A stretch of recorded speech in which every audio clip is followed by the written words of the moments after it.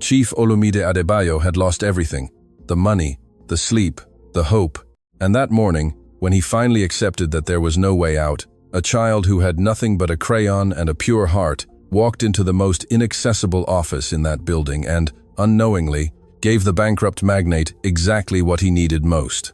And no one, not even he, was prepared for it. Our stories have traveled far. Where are you watching from today? Share with us in the comments. Chief Olumide Adebayo was less than 15 minutes away from signing the document that would destroy everything his family had built over 3 generations. The pen lay there, on the mahogany table, on the 4th floor of Adebayo Towers, waiting only for him to have the courage to end the empire. Chief Adebayo, "Sir, we need your signature now," Barrister Chike Okoro, the company's head lawyer, said, adjusting his glasses impatiently. "The press is in the lobby. We cannot delay any longer." Olumide looked at the ceiling, trying to contain the despair rising in his throat. 38 years of life, and everything crumbling in a matter of months. The empty hotels, the accumulated debts, the unpaid staff. He had failed everyone. "How many people will lose their jobs?" he asked, his voice coming out weaker than he intended. Barrister Okoro sighed, flipping through the papers. 3,200 direct employees. If we count the outsourced staff, more than 5,000 families will be affected. 5,000 families. The number weighed like concrete on Olumide's shoulders. He thought of his grandfather, who started with a small guest house in Victoria Island and transformed it into a luxury chain. He thought of his father, who expanded it to Ikoyi and Lekki. And now he, the heir who had promised to continue the legacy, was about to throw everything away. "Olumide, are you all right?" asked Mr. Emeka Obi, the accountant, noticing his boss's pallor. "I am," Olumide lied, running a hand over his tired face. He hadn't slept well in weeks, hadn't eaten properly, hadn't lived right. Across the table, Mr. Jide Koka, his partner for 10 years, remained silent. "Jide, are you sure there's no other way out?" Olumide insisted, a last flicker of hope shining in his chest. Jide spread his hands in a gesture of surrender. "Olumide, I've reviewed the numbers dozens of times. We are buried in debt. The Zenith Global Holdings Group is willing to take over everything, but only if we sign today. Tomorrow the offer expires. The proposal, to sell Adebayo Hospitality Group for a ridiculous sum to an international conglomerate that would turn his hotels into just another soulless brand." Olumide picked up the pen. His hands trembled. "Chief Adebayo, sir, I need to use the restroom quickly," said Miss Bimbo Adewale, the executive secretary, rising from her chair in the corner of the room. She left in a hurry, and Olumide noticed she was crying. Bimbo had worked there for 8 years. She had 2 small children. How would he look at her after signing that? "Let's get this over with," Barrister Okoro pressed, tapping his finger on the table. Olumide brought the pen to the paper. The tip touched the dotted line. He took a deep breath, closed his eyes for a second, and began to trace the first letter of his name. It was at that moment that the meeting room door opened. Everyone turned their heads at the same time. But it wasn't Bimbo returning. It was a child. A small girl with curly brown hair and curious eyes walked in slowly, holding a crumpled paper in her hands. She couldn't have been more than 3 years old. She wore a simple dress and looked at everyone with that innocence only children possess. "What is this?" Jide murmured, turning abruptly in his chair. The girl didn't answer. She kept walking, her small steps echoing in the tense silence of the room. Olumide dropped the pen, watching the scene without understanding anything. "Who let a child in here?" Barrister Okoro asked, irritated. But the girl didn't stop. She went straight to Olumide, stopped in front of him, and stretched out her arm, offering the crumpled paper. Olumide looked down, confused. "For me?" he asked in a soft voice. The girl nodded, confirming. Olumide took the paper carefully, feeling the rough texture. He began to open it, smoothing out the folds. "This is ridiculous," Jide grumbled, standing up. "I'll call security." "Wait," Olumide said, raising his hand. He finished opening the paper and looked at what appeared to be a child's drawing. There was a yellow sun in the corner, a crooked heart in the middle, a purple flower on the side, crayon marks, shaky lines, pure innocence. But then, beneath the drawings, Olumide saw something that made his heart stop. Numbers, columns of printed numbers, partially covered by the scribbles, but still visible. He tilted the paper to the light, brought his eyes closer, and read the first line, and what he saw made all the air leave his lungs. "Oh my God," he whispered. "What is it?" Emeka asked, standing up as well. Olumide couldn't answer. His eyes scanned the lines, mentally comparing them with the numbers he had just almost signed. Something was wrong, very wrong. While Olumide faced the collapse of his empire on the 4th floor, 60 m below, in the basement of Adebayo Towers, Mrs. Ngozi Eke wrung out the mop for the 10th time that morning. Her hands were rough, red, sore, but she didn't stop, couldn't stop. Every movement was a struggle to keep the little she had, to ensure Amara had at least the basics. "Mummy, I just finished drawing." Amara's tiny voice shouted from the janitor's closet at the end of the corridor. Ngozi smiled, even with exhaustion weighing on every muscle. "That's beautiful, my dear. Let me finish here and I'll come see." She plunged the mop into the bucket of dirty water and continued scrubbing the cold floor. The Adebayo Towers was immense, and she was responsible for 3 entire floors. She arrived at 5 a.m. and left at 7 p.m., earning little more than a minimum wage, which had recently been delayed. "Ngozi, did you see the announcement?" Malam Yusuf Abdullahi, the maintenance chief, asked, appearing in the corridor with a heavy expression. She stopped scrubbing and looked at him.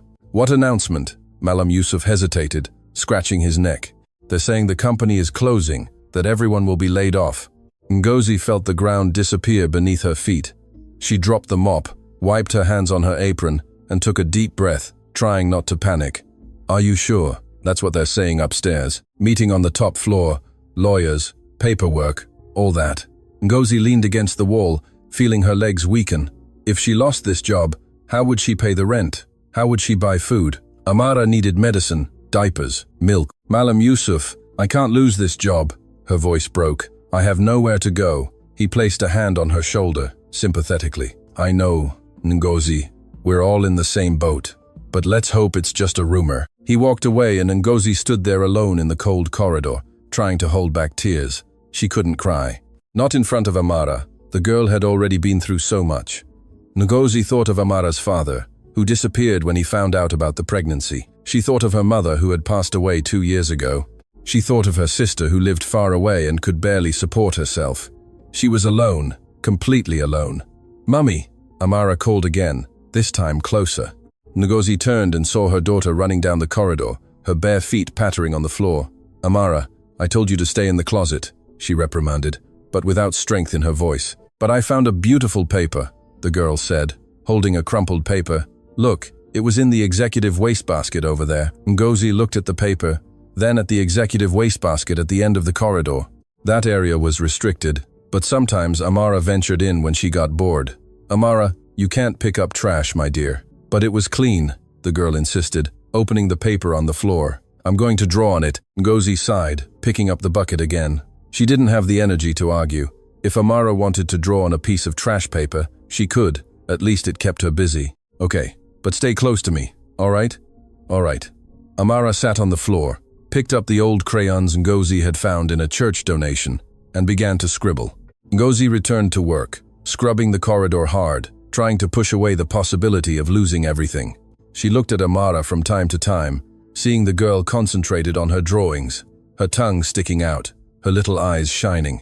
"Mummy, look, a butterfly," Amara suddenly said, standing up. "What butterfly, Amara?" "Wait." But the girl had already run off, paper in hand, following the butterfly that had flown in through the half-open door of the executive wing.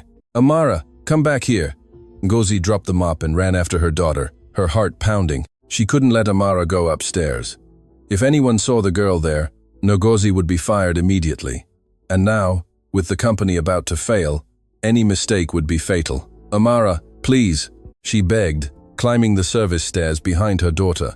But Amara was fast and Ngozi was too tired to catch her. She saw the girl push open the door to the 4th floor and enter.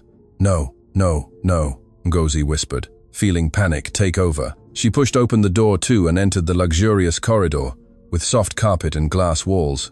She had never been up there before. That was the world of executives, of the rich, of important people. And Amara was walking straight into the main meeting room. "Amara," Ngozi called, but her voice came out low, choked by fear. She saw her daughter push open the room door and enter. Ngozi ran, her heart beating so hard it felt like it would burst from her mouth. She reached the door and saw Amara handing the paper to a man in a dark suit, sitting at the head of a huge table. "Excuse me, sir, I am so sorry," Ngozi began, entering the room, out of breath. "She's just a child. She didn't mean to bother you." I swear that. But the man wasn't looking at her. He was looking at the paper, and the expression on his face was one of pure shock. Jide Coco watched the scene with growing irritation. That dirty child, who knows where she came from, had just interrupted the most important moment of his life. "I'll call security," he said, picking up the phone from the table. But Olumide raised his hand, silencing him. "Wait." Jide dropped the phone forcefully, annoyed. He looked at the paper Olumide was holding, trying to see what had caught so much attention, but from where he sat, he could only see childish scribbles. "Olumide, this is ridiculous," he insisted, forcing a polite smile. "Let's continue. We have deadlines."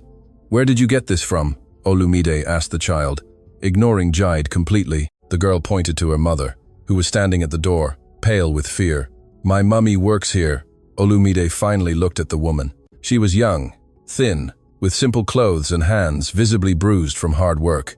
He recognized the cleaner's uniform. "What's your name?" Olumide asked, his voice surprisingly gentle. "Ngozi, sir. Ngozi Eke." "I'm so sorry. She didn't mean to. You don't need to apologize," Olumide interrupted, getting up from his chair.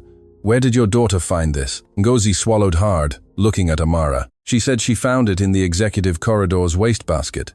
I work on the lower floors, but sometimes she stays with me because I couldn't get her a spot at the daycare." "In the wastebasket?" Olumide repeated, turning slowly to Jide. Jide felt his stomach tighten. No, it couldn't be. He was sure he had thrown that spreadsheet into a discreet bin, far from any circulation area. How could a child have found that? "Olumide, what's going on?" Barrister Okoro asked, confused.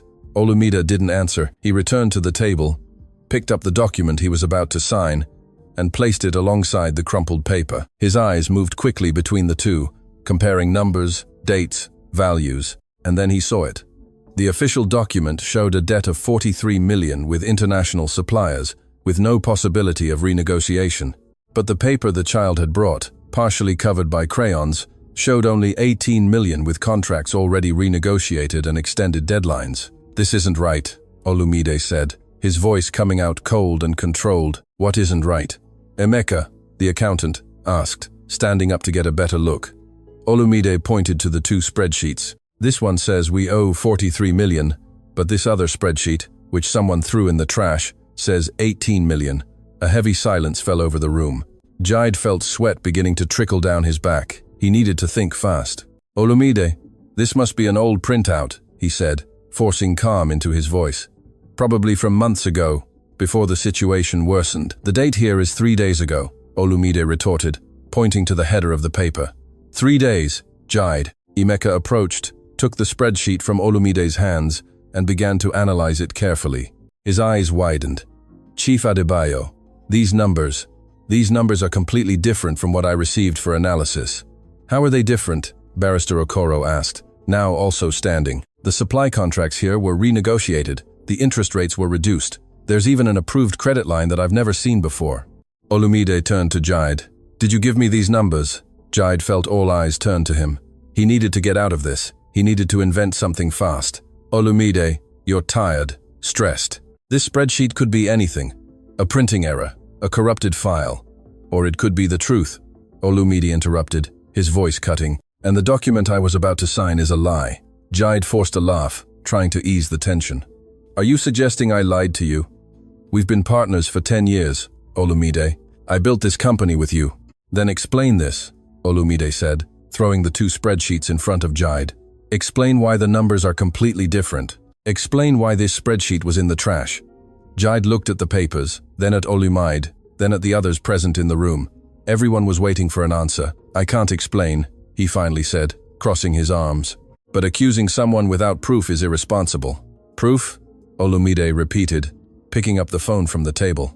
"Then let's find proof." He dialed an internal number and waited. Someone answered on the other end. "Bimbo, I need you to access the server and send me all versions of the financial spreadsheets from the last 3 months. All of them, including those that were deleted. Now."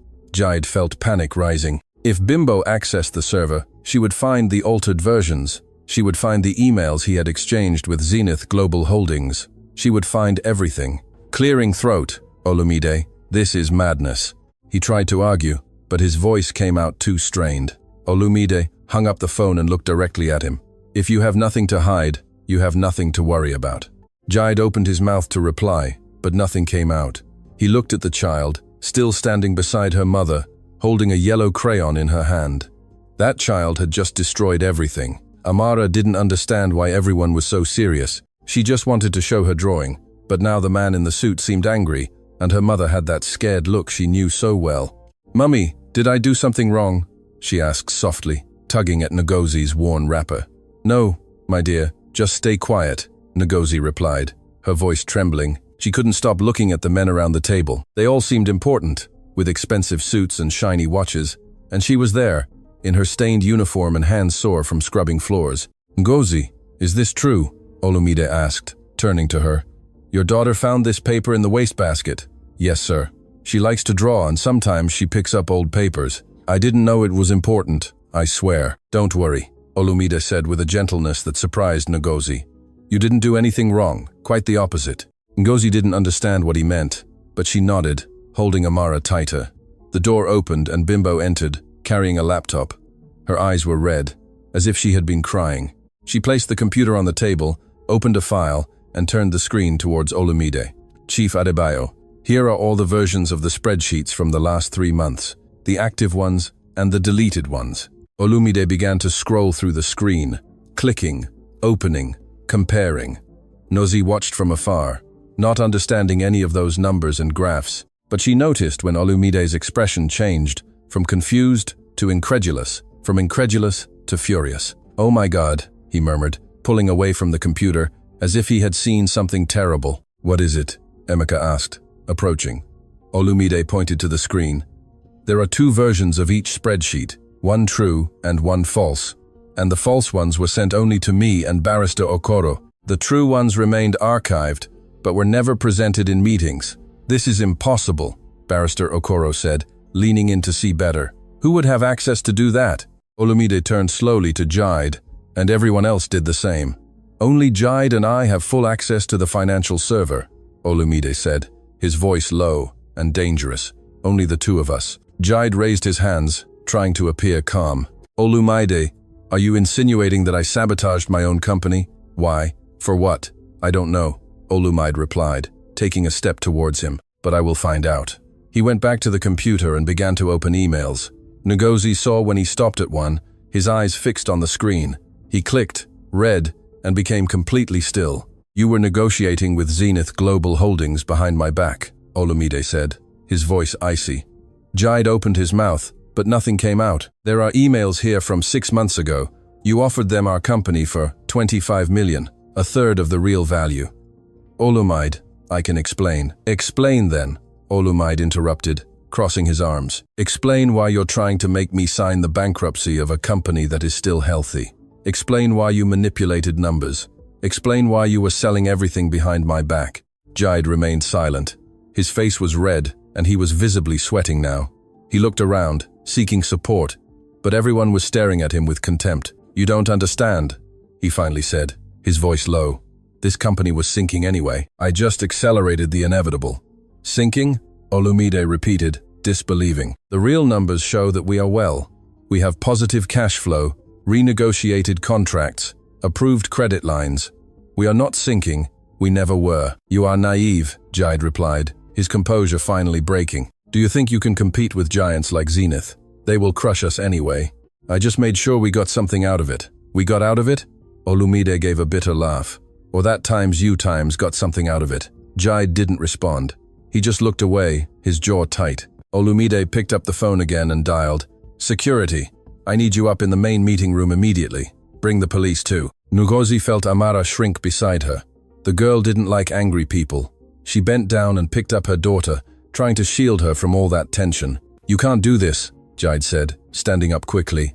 "I am a partner in this company. You don't have the authority to. I own 51% of the shares," Olumide interrupted.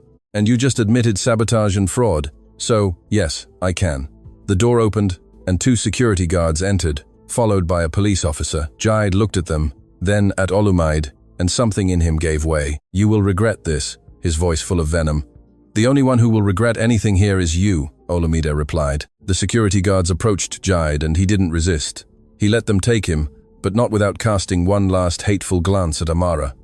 Ngozi felt a shiver. She pressed her daughter against her chest, wishing she could disappear. When Jide finally left, the room fell silent. No one knew what to say. Olumide returned to his chair and sat down, running his hands over his face.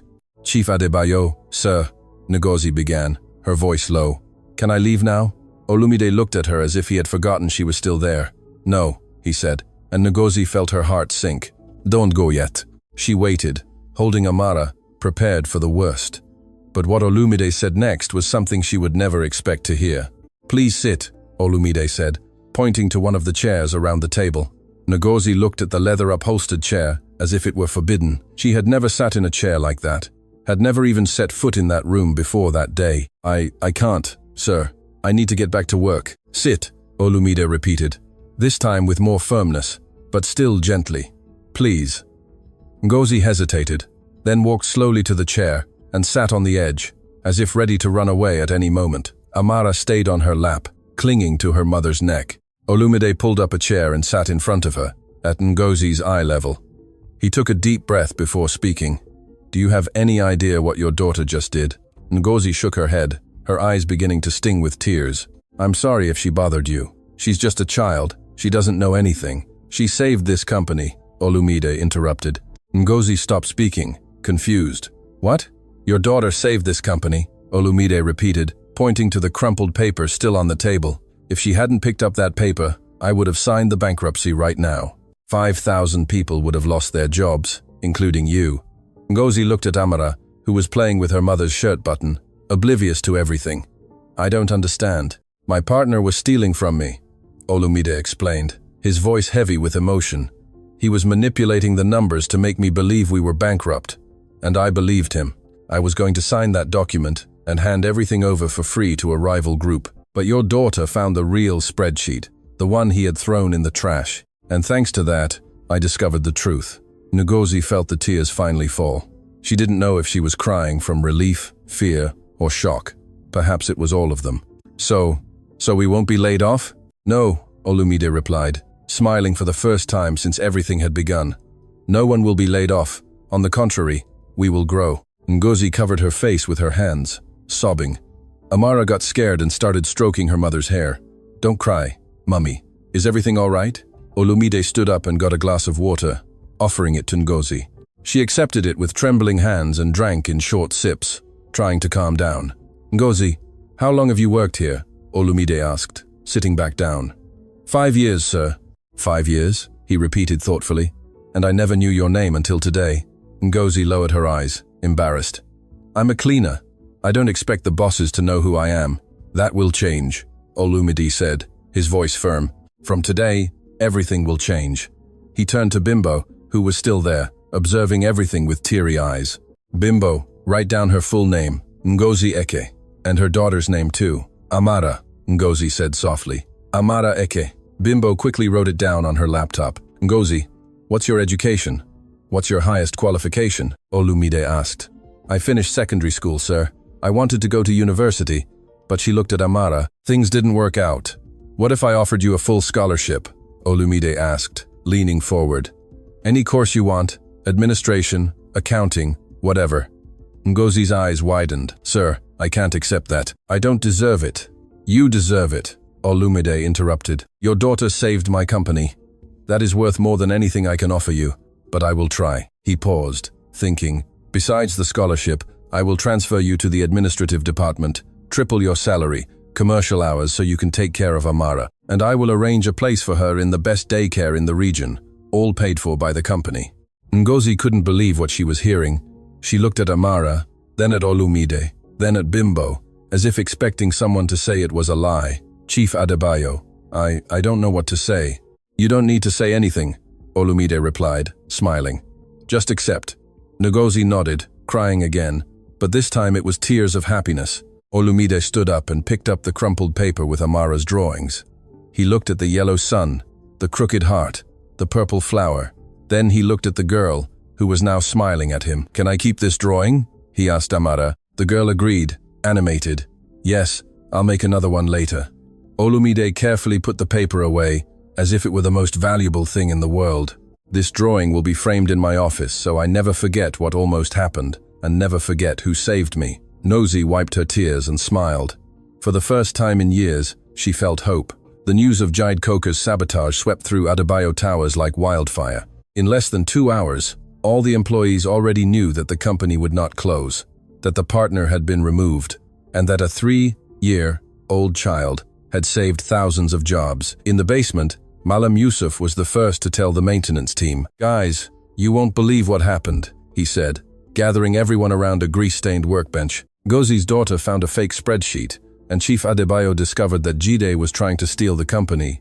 "Amara?" one of the young men asked. "Ngozi's little girl, the very same," Malam Yusuf confirmed, smiling. She picked up a paper from the trash, drew on it, and gave it to Chief Adebayo just as he was about to sign the bankruptcy. Everyone fell silent, processing the information. Then, one of them started to laugh. Another clapped. In seconds, everyone was celebrating. On the 20th floor, Baba Segun, the old doorman, cried when he heard the news. He had known Ngozi since she started working there, and had watched Amara grow up. Many times, he would save old sweets from the cafeteria to give to the girl. "That girl is an angel," he told the receptionist, wiping his eyes with a handkerchief. "I always knew she was special." Meanwhile, on the 4th floor, Olumide was in his office, looking out the glass window that overlooked the city of Lagos.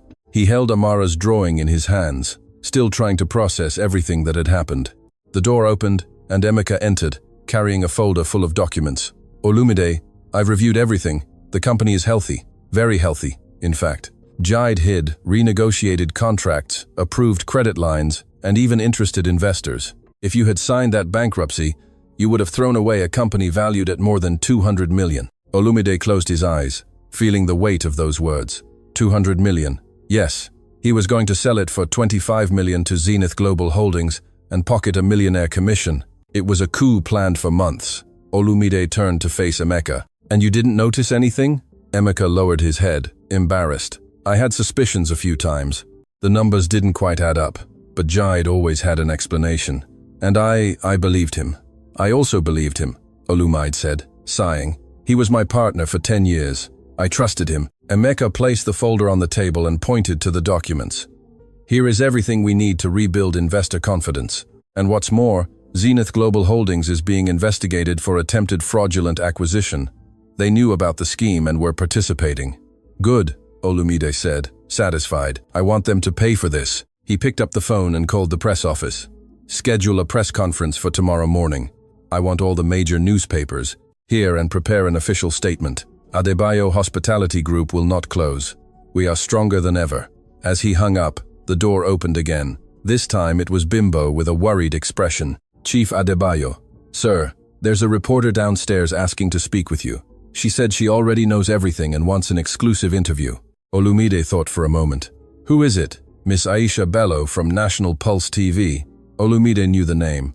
Aisha was known for investigative reports and for not being afraid to expose corporate scandals. "Send her up." 10 minutes later, Miss. Aisha Bello was sitting in front of Olumide, recorder on, notepad in hand. She was young, determined, and her eyes sparkled with the excitement of someone who had found a great story. "Chief Adebayo, is it true that a 3-year-old child saved your company?" Olumide smiled. "It's true." "How did that happen?" Olumide told everything from the moment he was about to sign the bankruptcy to Amara's entry into the room, the crumpled drawing, the discovery of the sabotage, and Jide's dismissal. Aisha frantically took notes, stopping only to ask specific questions. "And the child's mother, who is she?" "Ngozi Eke, a cleaner who has worked here for 5 years. An honest, hard-working woman who raises her daughter alone on a minimum wage." "And what do you intend to do for her?" "I already have," Olumide replied. "I've transferred her to the administrative department, tripled her salary, offered a full scholarship, and a place in a private daycare for her daughter." Aisha stopped writing and looked at Olumide with admiration. "This is rare to see these days." "It should be normal," Olumide said. "Ngozi and Amara reminded me of something I had forgotten, that behind every number, every report, every decision, there are real people, real families, and it is for them that this company exists." Aisha smiled and closed her notepad. "Can I publish this?" "You can, and use their names. Ngozi and Amara Eke deserve to be recognized." The next day, Aisha Bello's article was on the front page of all the country's newspapers. The title read, "The Crayon Girl. How a 3-year-old child saved 5,000 jobs and exposed a multi-million naira scheme. Ngozi didn't know how to handle so much attention. Suddenly, she, who had always been invisible, was being recognized everywhere. Employees stopped to greet her in the corridors. People asked to take photos with Amara. Reporters called asking for interviews. "Mummy, why does everyone want to talk to me?" Amara asked, confused, as they walked through the hotel lobby. "Because you did something very special, my dear," Ngozi replied, squeezing her daughter's hand. "I just drew. I know, but sometimes the simplest things are the most important." They arrived at Ngozi's new office on the 15th floor. It was a small room, but it had a window, its own desk, and a computer. Ngozi still couldn't believe it was hers. "Do you like it?" Bimbo asked, who was waiting there to help her on her first day. "It's perfect," Ngozi replied, her eyes shining. "Your hours are now 9 to 5. You will work with inventory control and suppliers. It's calm, and you'll learn fast." Ngozi nodded, still a little lost. She barely knew how to use a computer properly, but she would learn. She needed to learn. Amara went to the new daycare that same morning. It was a colorful place, with new toys, attentive teachers, and real food for lunch. When Ngozi went to pick her up at the end of the day, Amara was radiant. "Mummy, I made friends and the teacher said I draw very well." Ngozi smiled, feeling her heart warm. For the first time, Amara would have a real childhood. Weeks passed and Ngozi's life changed completely. She began attending evening administration classes at the university Olumide had paid for. She managed to rent a better apartment with 2 bedrooms and a window in the living room. She bought new clothes, not because she needed to impress anyone, but because she finally could. And Olumide was always around. At first, Ngozi thought it was just gratitude. He would stop by her office to ask if everything was all right. He would come down to have lunch with her and Amara. He would ask about her university, about her adaptation to the new job, about how Amara was doing at daycare. But then, one day, he showed up with a different invitation. "Ngozi, there's a new hotel opening in Obudu Mountain Resort next weekend. I wanted to know if you and Amara would like to come with me." Ngozi was speechless. "Chief Adebayo." "Sir, I don't think, and please call me Olumide," he interrupted, smiling. "And it's not an obligation, it's an invitation. I thought Amara would enjoy the crisp mountain air." Amara, who was drawing beside her mother, jumped from her chair. "Mountain air? I'll feel real mountain air?" Olumide laughed. "Yes, you will. And you can bring your crayons to draw there." Ngozi looked at her daughter, then at Olumide, and for the first time allowed herself to think that perhaps it was more than just gratitude. "Okay, we'll go." The weekend in Obudu was magical. Amara ran around in the cool air, explored the lush landscape, drew on the misty window of their room, and Ngozi, for the first time in years, relaxed. She talked with Olumide about things that had nothing to do with work, about dreams, about childhood, about life. "You are incredible, you know," Olumide said as he drank hot chocolate on the hotel veranda, watching Amara play downstairs. Ngozi blushed. "I'm not incredible. I'm just a mother trying to do her best for her daughter." "Exactly," Olumide replied. "You worked double shifts, raised Amara alone, never gave up. That is incredible." Ngozi smiled, feeling something stir within her chest, something she hadn't felt in a long time. When they returned to Lagos, Olumide started to appear even more. He took Amara for ice cream. He helped Ngozi with her university assignments, attended Amara's school meetings, and people started to notice. Comments began to arise in the corridors. Curious glances, discreet whispers. "Do you think they're together?" One employee asked another in the elevator. "I don't know, but they spend a lot of time together." Ngozi heard and pretended not to care, but inside she also wondered, what was happening between her and Olumide? Was it friendship, gratitude, or something more? The answer came on a Thursday night, 3 months after Amara had saved the company. Olumide appeared at Ngozi's apartment with flowers in his hand and a nervous smile on his face. "Can I come in?" "Of course," Ngozi said, confused. Amara was sleeping. The living room was silent. Olumide handed her the flowers and took a deep breath. "Ngozi, I need to tell you something." "What is it?" He hesitated, running a hand through his hair. "I like you very much, and it's not gratitude. It's not pity. It's real." Ngozi felt her heart race. "Olumide, I know I'm your boss. I know this complicates everything, but I can no longer pretend I don't feel anything." Ngozi looked at him, at that man who had changed her life, who treated her daughter as if she were his own, who made her feel seen, valued. loved, and then, without thinking much, she approached and kissed him. When they pulled apart, both were smiling. "Does this mean you like me too?" Olumide asked. "Hopeful. It means I'm willing to try," Ngozi replied. And that's how it began, slowly, carefully, but with a lot of feeling.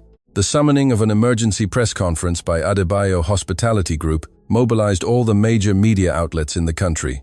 Reporters, photographers, and cameras filled the main auditorium of Adebayo Towers, all curious to know what Chief Olumide Adebayo had to say. Aisha Bello was in the front row, notepad in hand, ready to record everything. Olumide went up to the stage accompanied by Ngozi and Amara.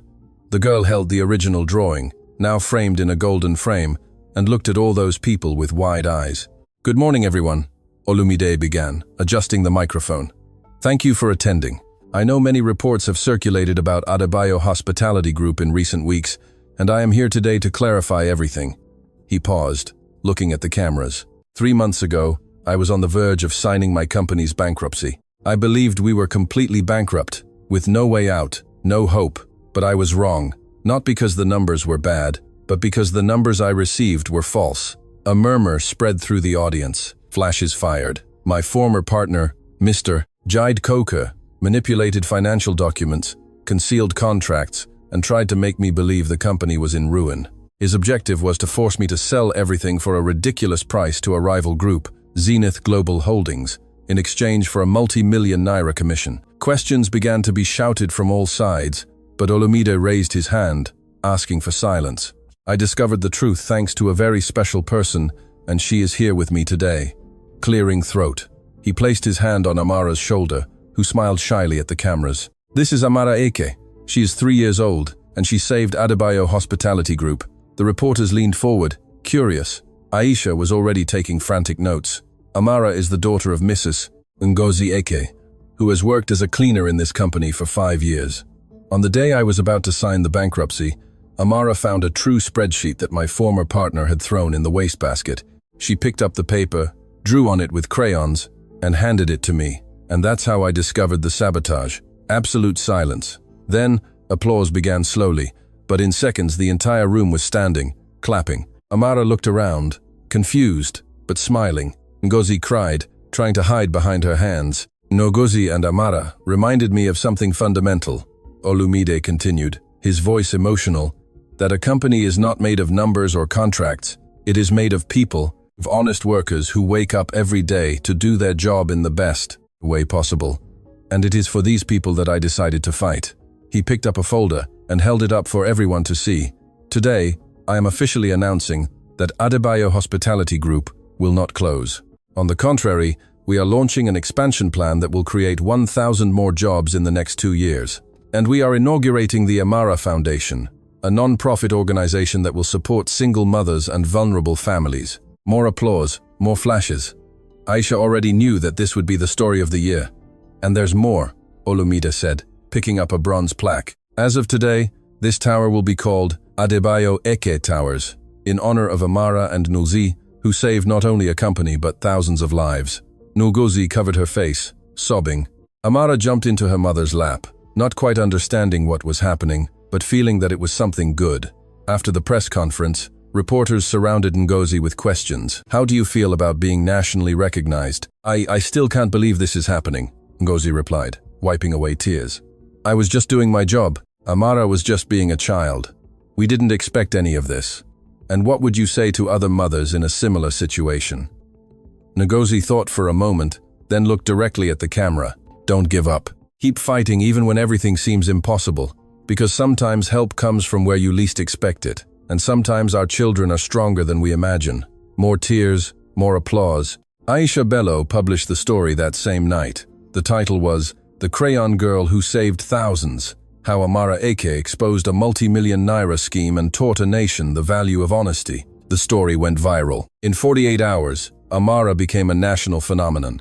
Television programs wanted to interview her, brands wanted to sponsor her, schools wanted to honor her. But Olumide and Ngozi protected Amara from all of it. They knew she was just a child and needed to live as a child. She has already done her part, Olumide told a persistent television producer. Now let her just be Amara. And that's exactly what they did. 6 months after the press conference, Adebayo Hospitality Group was unrecognizable. The company had fully recovered. Investors returned with full force, and new hotels were being inaugurated in 3 different states. The Amara Foundation had already helped more than 200 families with scholarships, foodstuff packages, legal assistance, and psychological support. Ngozi was the voluntary director, working alongside a dedicated team to ensure no mother went through what she had. "Mummy, look what I made," Amara shouted, running through the corridors of the foundation's new office. It was a drawing of a colorful house, with a smiling family in front. "That's beautiful, my dear," Ngozi said, taking the paper and sticking it on the communal kitchen refrigerator. Amara was now 4 years old and enrolled in an excellent private school. She loved to draw, loved to tell stories, and still picked up old papers to make art. Even though she had new boxes of materials at home, she never changes, does she? Olumide commented, entering the room and smiling at another of Amara's drawings. "Thank God," Ngozi replied, approaching him. "I hope she never loses that simplicity."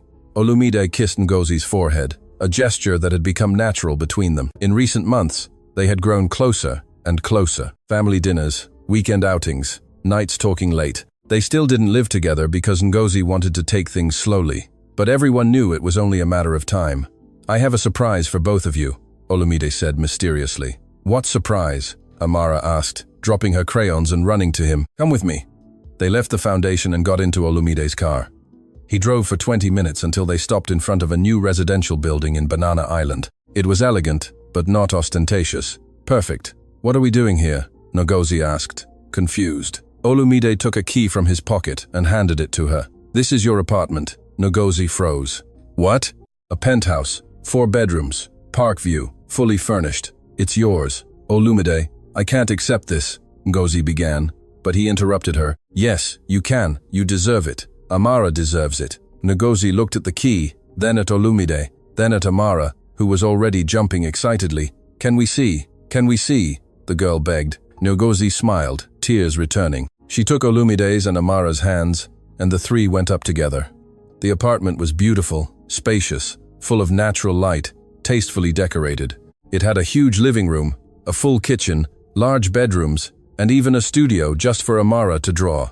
"Olumide, this is too much," Ngozi said, emotional. "It's not," he replied, pulling her closer. "You two changed my life. Let me give back at least a little." Amara ran through the apartment, exploring every corner, shouting with joy. Ngozi leaned her head on Olumide's shoulder, feeling a peace she never imagined possible. "Thank you," she whispered. "I thank you," Olumide replied. "Every day." That night, they had dinner in the new apartment, sitting on the floor because the furniture hadn't arrived yet. Amara drew on the wall that Olumide said could be painted over again. And, for the first time in a long time, Ngozi felt she was home. The following months were of adjustments, growth, and much love. Olumide spent more and more time with Ngozi and Amara. He took the girl to school, picked her up from ballet, helped with her homework. And Ngozi saw how he looked at Amara, with genuine affection, with pride, with love. "You're a father to her," Ngozi said one night, as the 2 drank wine on the apartment balcony. Olumide was silent for a moment, then smiled. I want to be her father, truly. I want her to have my last name. I want her to call me Papa. I want to be part of this family." Ngozi felt her heart race. "Olumide, marry me, Ngozi." She widened her eyes. "What? Marry me? I love you. I love Amara. I want to build a life with the 2 of you, officially." Ngozi couldn't respond. She could only cry and agree, repeating yes many times. Olumide took a small box from his pocket and opened it, revealing a simple but beautiful ring. He placed it on Ngozi's finger, and the 2 embraced, crying together. In the next room, Amara slept deeply, holding a new drawing she had made that day. A family of 3 people holding hands, smiling. The wedding happened 6 months later, in a small and intimate ceremony at the newly opened Adebayo Grand Hotel in a prime Lagos location. Only close family and friends were present. Baba Segun, the doorman, cried throughout the ceremony. Malam Yusuf, the maintenance chief, was a groomsman. Bimbo was a bridesmaid, and Amara was the flower girl, wearing a white dress and carrying a basket of petals. When Olumide and Ngozi exchanged vows, there wasn't a single person in the room who wasn't moved. Their story had been impossible, improbable, but real. "I promise to love you," Olumide said, holding Ngozi's hands, "and I promise to love Amara as if she were my daughter, because to me, she is." Ngozi could barely respond. Her voice choked. "I promise to build a life by your side, and I promise never to forget where we came from." They kissed amidst applause and tears. At the reception, Amara ran around the hall, danced with Olumide, ate cake until she couldn't take any more. And when everyone left, the three returned home together, officially a family. The following years were of growth. Amara grew up, continued drawing, and began to show talent in mathematics, something Olumide proudly encouraged. Ngozi graduated in administration, started working directly with Olumide in the company, and became a respected leader. The Amara Foundation expanded to 5 more states, helping thousands of families, and Adebayo Hospitality Group became a national reference in social responsibility, recognized for treating its employees with dignity and respect. But the most special moment of all happened on a Tuesday night, 3 years after the wedding. Amara, now 7 years old, was doing her homework at the kitchen table. Olumide was helping, and Ngozi was preparing dinner. "Papa," Amara suddenly said, without taking her eyes off her notebook. Olumide paused, his heart tightening. It was the first time she had called him that. "Yes," he replied, trying to control his emotion. "Can you help me with this sum here?" Olumide smiled, discreetly wiping his eyes. "Of course, my daughter. Of course I can." Ngozi in the kitchen heard everything. She turned and saw Olumide helping Amara, both bent over the notebook, and felt a happiness so great it barely fit in her chest. After dinner, Amara asked to make a new drawing.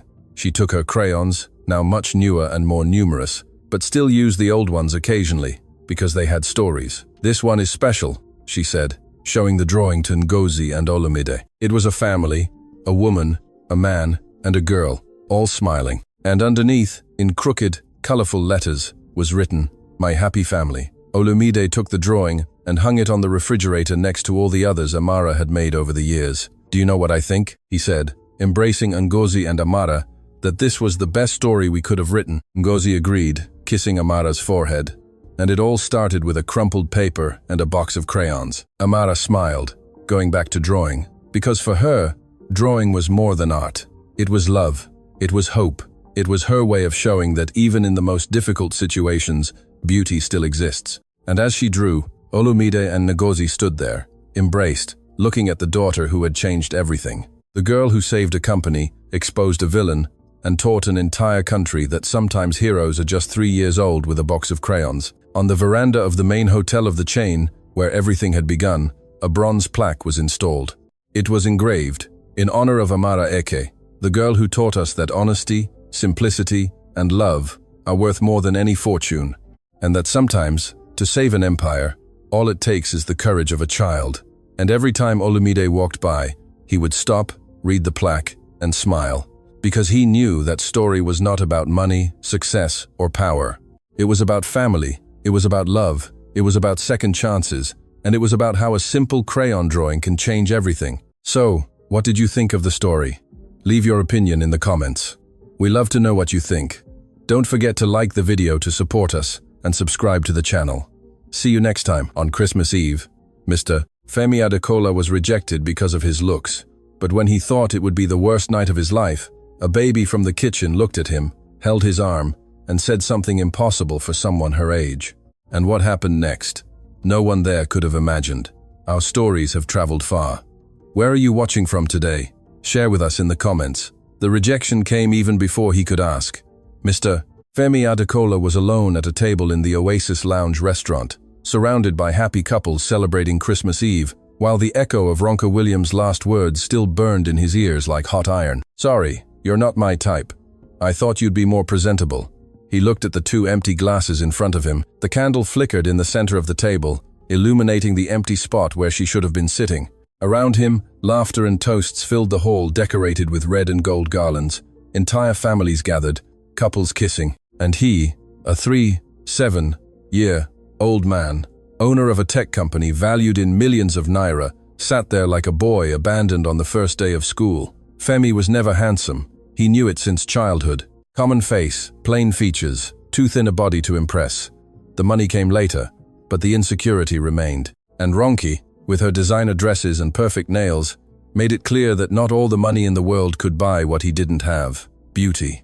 She left the restaurant with her head held high, her heels clattering loudly on the marble floor, while curious glances followed her triumphant exit. Femi stayed, not because he wanted to, but because getting up at that moment would be admitting defeat publicly. The waiter approached with a professional, forced smile.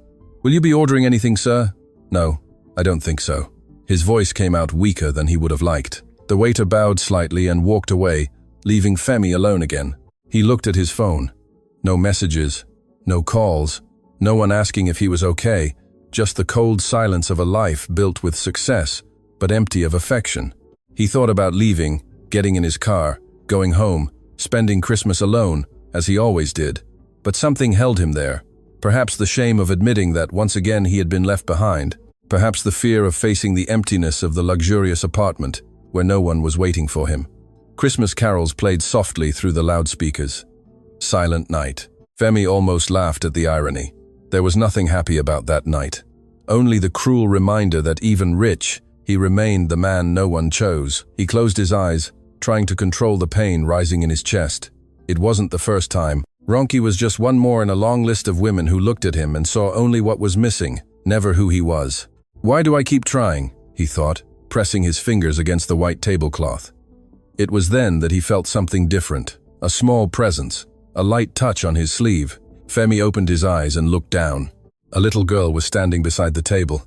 She couldn't have been more than 3 years old. Curly brown hair falling over her shoulders, rosy cheeks, large, bright eyes. She wore a simple red Christmas dress, with white details on the sleeves, and held a worn teddy bear with a slightly crooked ear. Femi remained motionless. The girl looked at him with pure curiosity, without judgment, without disdain, only interest. "Uncle." Her voice was tiny but clear. "Why are you sad on Christmas Eve?" The question was like lightning striking his armor. Femi felt something break inside him. No one all evening had asked him how he was. No one cared, but this child who didn't even know him noticed. He tried to smile, but the smile came out crooked. I don't know." The girl tilted her head, as if trying to understand. She took a step closer, still holding the teddy bear against her chest. "My mummy says no one can be sad on Christmas. It's a day to be happy." Femi felt his eyes sting. He blinked quickly, trying to hide it, but the little girl saw, and, instead of backing away, she let go of one hand from the teddy bear and lightly touched his arm. "Don't cry, Uncle. I get sad when I'm alone too." It was at that moment that a woman appeared, running from the back of the restaurant. She wore a cleaner's uniform, her hair tied in a hurried bun, her face red from effort and worry. "Ada! Ada! I told you to stay in the kitchen." The woman stopped beside the table, panting, and took the girl by the hand, gently, but firmly. She looked at Femi with a mixture of fear and shame. "I'm sorry, sir. I'm truly sorry. She didn't mean to bother you. I work here. I couldn't get a spot at the daycare today." And no, Femi interrupted, his voice still trembling. "She didn't bother me." The woman seemed surprised. She looked at him as if expecting a complaint, perhaps even a scolding. But Femi just looked at the little girl, who was now smiling at him with that impossible innocence to fake. "She made me feel better." The cleaner didn't know what to say. She stood there holding her daughter's hand, torn between running away and thanking him. But before she could decide, the little girl let go of her hand and held Femi's. "Do you want to eat dinner with us, Uncle? Mummy always shares her food." And at that moment, for the first time in many years, Femi felt that someone genuinely wanted him around. Chioma Nwachukwu wanted to disappear. There she was, holding her daughter's hand, standing beside a rich customer's table, while Ada offered food as if they were at home. She felt her face flush with shame. That man wore an expensive suit, had a gold watch on his wrist, and probably thought she was just another poor inconvenience trying to take advantage. "Ada, let's go now." Chioma pulled her daughter's hand harder, but the girl resisted. "But Mummy, he's sad. We can't leave him alone." Chioma looked at the man carefully for the first time. He didn't seem angry. In fact, he looked lost. His eyes were red, as if he had held back tears for a long time, and there was something in the way he looked at Ada that made Chioma's heart clench. Femi cleared his throat, trying to regain his composure. "Seriously? It's all right. Your daughter is very kind." Chioma shook her head, still embarrassed. "Sorry again, sir. She shouldn't have bothered you. I'll go back to work now." She was about to pull Ada back to the kitchen, when Femi spoke, this time more firmly. "Wait." Chioma froze. She turned slowly, expecting the worst. Maybe he was going to complain to the manager. Maybe she would lose her job because of this. But when she looked at him, she saw something different. He seemed sincere. I accept. Chioma stopped, confused. Accept what? Dinner with you. If it's not too much trouble. Chioma was speechless. This clearly rich man was agreeing to have dinner with her, a cleaner, and her daughter. It made no sense. Sir, you don't have to do this out of pity. It's not pity, Femi interrupted, his voice low but firm. I want to. Ada clapped her hands, excited. See, Mummy? He wants to stay with us. Chioma still hesitated, looking around the restaurant, checking if anyone was seeing this. Madam Kemi, the manager, was near the counter, observing from afar with a curious, but not hostile, expression. Chioma took a deep breath. This was going to cause problems, she knew. But the way Ada smiled and the way that man looked at her daughter, as if she had just saved his life, Chioma couldn't say no. All right, she murmured. But we'll eat in the kitchen, not here. Femi immediately agreed, relieved. He got up from the table, put his wallet in his pocket, and followed Chioma and Ada to the back of the restaurant. The path was narrow, passing through service doors and corridors that smelled of spices and detergent. Chioma felt the eyes of other employees on her, some curious, others surprised. Chef Bamidele, the head cook, stopped chopping vegetables when he saw Femi entering. Chioma, who is this? He's a customer. Ada invited him to dinner. Chef Bamidele looked from Chioma to Femi, suspicious, but Ada ran to him, tugging at the hem of his apron. Uncle Bamidele, he's nice. He was alone and sad. Chef Bamidele sighed, but didn't argue. He knew Ada well enough to know that when she decided to adopt someone, there was no turning back. All right, little one. But he'll have to make do with Auntie Chioma's food, because this isn't a customer table. Femi quickly agreed. No problem, anything is fine for me. Chioma sat on a wooden stool near the sink, where she usually took her break. She opened her food flask that she had stored in the fridge earlier. Rice, beans, a piece of shredded chicken stew. Nothing much, just enough for her and Ada. She divided the food into 2 plastic plates, giving the larger one to Ada and keeping the smaller one for herself. Femi looked at the plates and realized what she was doing. Wait, you're going to go without eating? Chioma shrugged, trying to appear nonchalant. I'll eat later. Ada needs it more. Femi shook his head firmly. No, we'll divide it equally among the 3 of us. Chioma looked at him, surprised. She wasn't used to this. She wasn't used to someone caring if she ate or not. Mr. Adekola, sir, my name is Femi, he interrupted. Chioma hesitated, but then agreed. Chioma, and this is Ada. Ada waved her hand, full of stew, smiling from ear to ear. Hi, Uncle Femi. Femi smiled back, and this time the smile was real. They divided the food into 3 small portions, and Chioma served water in plastic cups. It wasn't sophisticated. There was no wine, no cloth napkins, no porcelain plates. But when Femi took the first bite, he felt something he hadn't felt in years. It tasted like home. Ada ate with her hands, spreading rice on the improvised apron Chioma had put on her. She told stories non-stop, talking about her teddy bear, Bolu, about the daycare that was closed, about how she wanted a doll for Christmas. But Mummy said we don't have money now, so I'll get it next year. It's okay, right? Because Father Christmas sometimes takes a while. Femi listened to every word, and each word tightened his chest more. That child had almost nothing, but spoke with so much hope, so much joy, that he felt small beside her. Chioma ate in silence, observing. She still didn't quite understand what was happening, why that man was there, why he agreed to eat simple food in a cramped kitchen when he could be at any expensive restaurant in the city. Can I ask you something? Chioma said, breaking the silence. Femi looked at her. Of course. Why were you alone on Christmas Eve? The question caught Femi off guard. He put his fork down on the plate and took a deep breath. I had a date, but it didn't work out. She stood you up? Femi gave a bitter smile. Worse. She rejected me even before sitting down. Chioma was silent for a moment. She knew what it was like to be rejected. She knew what it was like to be seen as less, as insufficient. Perhaps not in the same way as him, but the pain was similar. I'm sorry. You don't need to be. I should be used to it by now. Ada stopped eating and looked at Femi seriously. She's silly, Uncle Femi. You are handsome. Yes. Femi felt his eyes sting again. He lowered his head, trying to hide it. But Chioma saw, and for the first time she understood. That man with all the money in the world was as lonely as she was. Perhaps even more so. Ada's little hand didn't let go of Femi's shirt sleeve. She had finished eating, and was now sitting on his lap, fiddling with the expensive watch that shone on the man's wrist. Chioma tried to take her away several times, but Femi always said it was all right, and it really was. For the first time in a long time, Femi felt he belonged somewhere, not because he was rich, not because he had power or influence, but because a 3-year-old child chose to stay close to him for no reason, just because she wanted to. Ada held her worn teddy bear and placed it on Femi's lap. "This is Bolu. He's my friend, but today he can be your friend too." Femi held the teddy bear carefully, as if it were made of crystal. He looked at Chioma, who observed everything with an expression that mixed surprise and suspicion. It was clear that she still didn't fully understand why that man was still there. "Thank you, Ada. I'll take good care of Bolu." The girl smiled and leaned her head on his shoulder, tired. Chioma saw and immediately stood up. "Ada, my dear, you can't keep bothering Chief Femi. He has been very kind already, but now he needs to go." Ada whimpered, "But I want him to stay." "Ada, can I stay a little longer?" Femi interrupted, surprising even himself. "If it's not a bother." Chioma hesitated. She looked at the clock on the wall. Her shift still had 2 hours left. Madam Kemi, the manager, had been understanding so far, but Chioma knew she couldn't push her luck. "I need to go back to work." "I'll stay with her," Femi said before even thinking properly. "If you want, I can stay here with Ada while you work."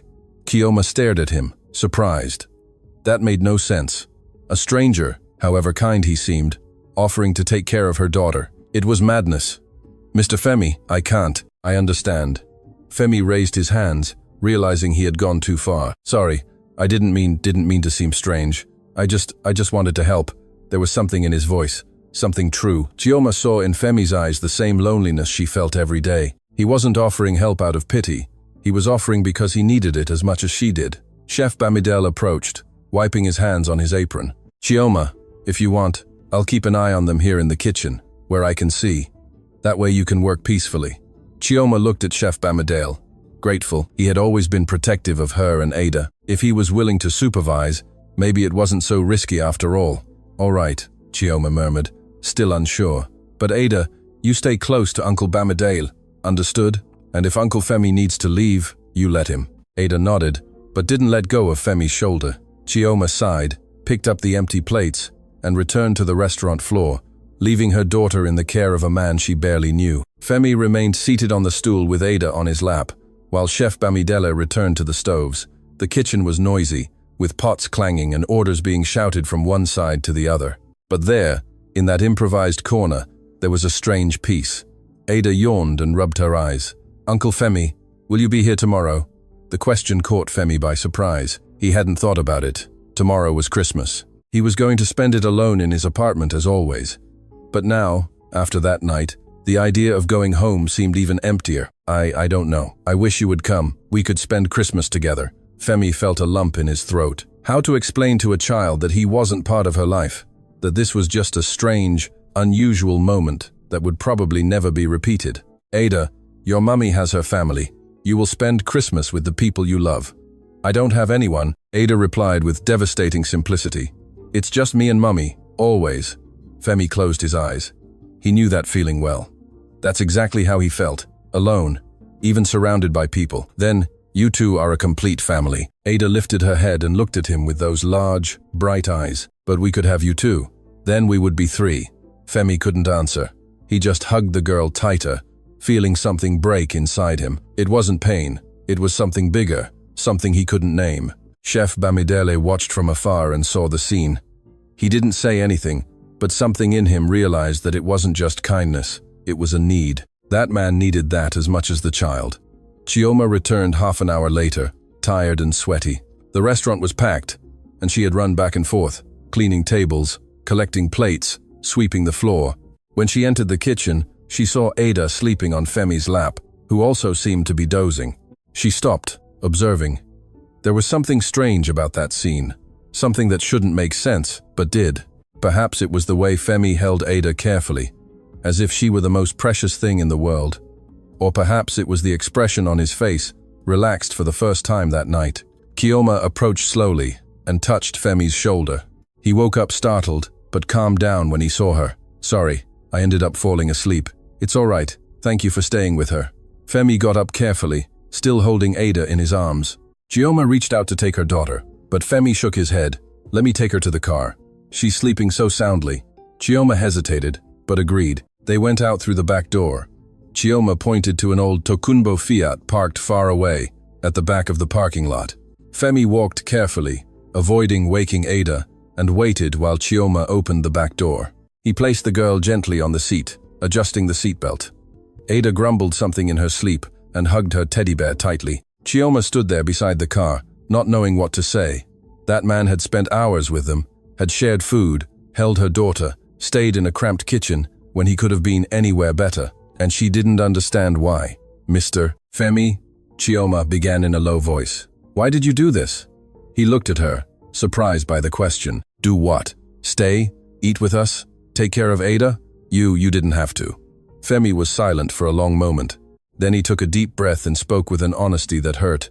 "Because no one has ever treated me like this, as if I mattered. Not for the money, not for the company, just for being me." Chioma felt her eyes sting. She understood. Finally understood. That man wasn't doing charity. He was trying not to drown in his own loneliness. "Thank you," she murmured. "For what?" "For being kind to her. She deserves kind people." Femi smiled, but it was a sad smile. "She has you. That's more than most children have." Chioma didn't know what to say. She just nodded and got into the car. Before closing the door, she looked at him one last time. "If you want, you can come back tomorrow for Christmas. It won't be much, just us." But Femi felt his heart race. "Seriously? Seriously?" He nodded, unable to speak. Chioma started the car and slowly drove out of the parking lot. Femi stood there alone in the cold December night, but for the first time in many years, he didn't feel completely empty. He had something to look forward to, someone to see again. And that, at that moment, was everything. Chioma didn't sleep well that night. Lying on the thin mattress in the tiny room she shared with Ada, she stared at the cracked ceiling, trying to understand what she had just done. She had invited a stranger to spend Christmas with them, a rich man who clearly wasn't part of their world.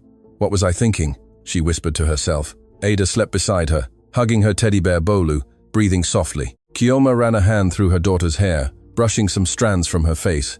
Everything she did was for that girl. Every exhausting shift, every bill paid with sacrifice, every sleepless night.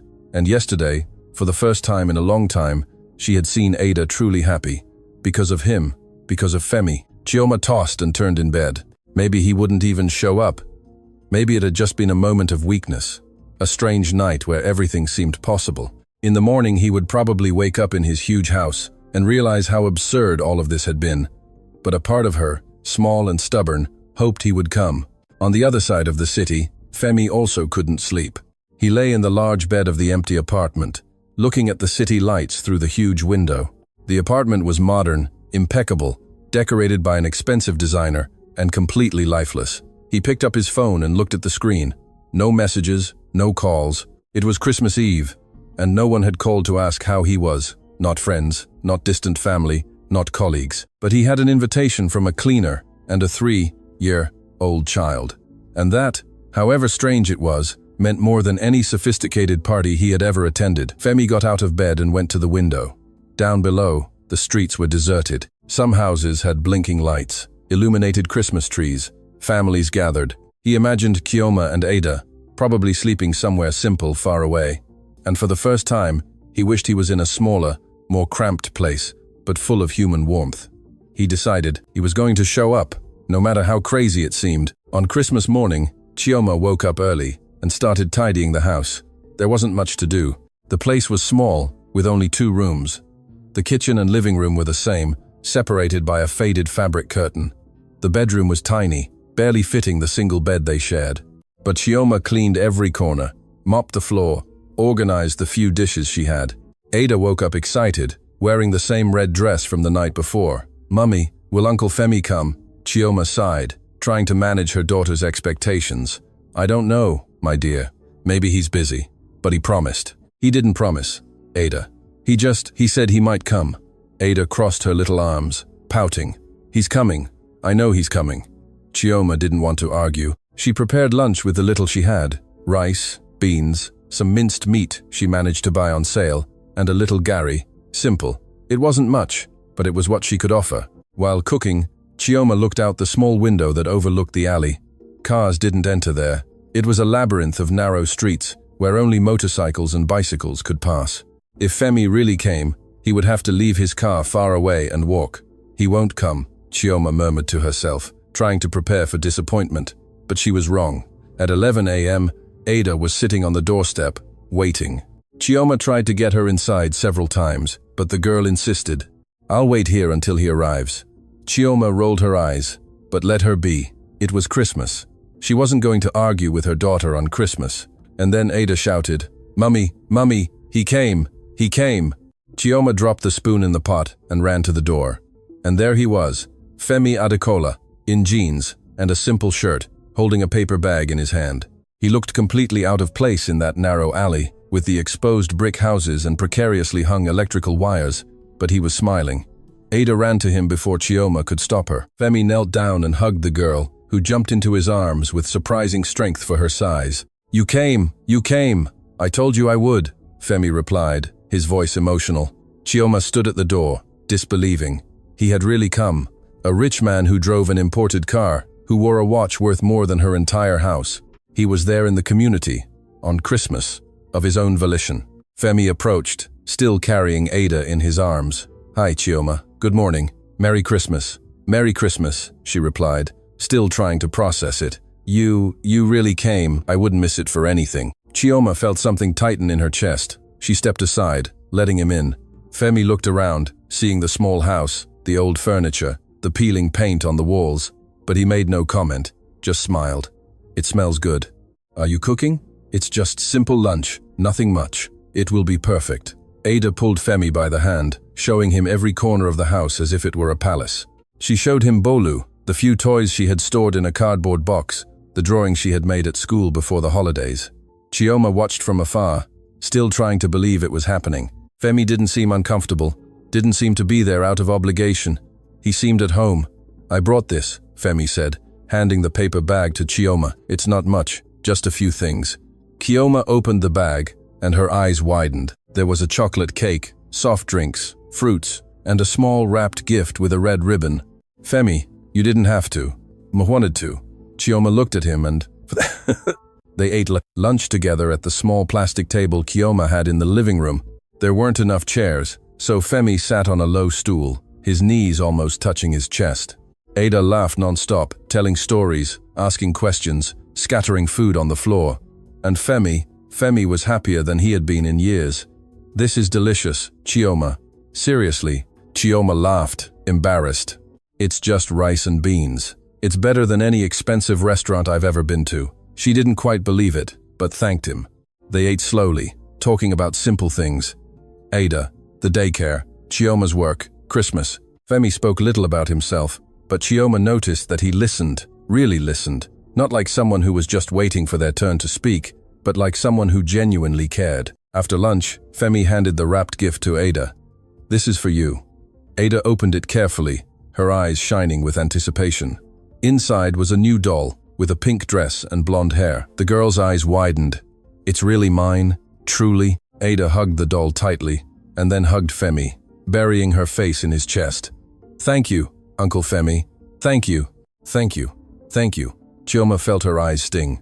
She turned her face, trying to hide her tears. Ada hadn't received a gift in a long time, and seeing her daughter's happiness was more than she could bear without crying. Femi looked at Chioma and saw her tears. He didn't say anything, but he understood, and at that moment he knew he had made the right choice to come. That was the best Christmas of his life. The following days passed in a strange and unexpected routine. Femi began to appear at the Oasis Lounge restaurant almost every day, always in the late afternoon, when Chioma was finishing her shift. He didn't order anything expensive, he just sat at a discreet table, drank coffee, and waited. He waited for Ada. The girl ran to him as soon as she saw him, always with her teddy bear Bolu under her arm, and a new story to tell. Femi listened to everything attentively, as if every word was the most important thing in the world. Chioma watched from afar, torn between gratitude and fear. Gratitude because Ada was happier than ever. Fear because it couldn't last. Sooner or later, Femi would get tired, realize he had nothing to gain from it, and leave, but he didn't. One warm January afternoon, Femi brought a present for Ada. It wasn't anything expensive, just a set of red hair ribbons, like the ones she wore at Christmas. Ada was radiant. "Look, Mummy, Uncle Femi gave me ribbons. Chioma forced a smile, but inside, her worry grew. She pulled Femi aside while Ada played with the ribbons. Femi, you need to stop this. He looked at her, confused. Stop what? The gifts? All of this? You're setting her up for disappointment. Femi became serious. I'm not doing anything wrong, Chioma. I just want to spend time with you. Why? Chioma blurted out, her frustration finally coming to the surface. Why are you doing this? You have money. You have an entire life away from here. Why are you wasting your time with us? Femi took a deep breath, trying to find the right words. Why? Because with you, I don't feel alone. The answer came so sincere, so raw, that Chioma didn't know how to react. She saw in his eyes the same pain she carried, the same loneliness, the same feeling of not belonging anywhere. Femi, I know this is strange. Chioma, I know. But you two are the only people who have treated me as if I mattered. Not for the money, just for being me. Chioma felt her chest tighten. She wanted to protect Ada, wanted to protect herself, but at the same time, she couldn't deny that she also felt something. A connection, a warmth she hadn't felt in a long time. I just don't want Ada to get hurt, she murmured. I will never hurt her, Femi replied firmly. I promise. Chioma nodded, but the fear remained there, small and persistent, deep in her chest. Weeks passed, and Femi became part of their routine. He took Ada for ice cream on Sundays. He helped Chioma carry groceries. When she left the market, he would sit on the floor of their small room and play with Ada for hours, pretending that Bolu, the teddy bear, was a superhero.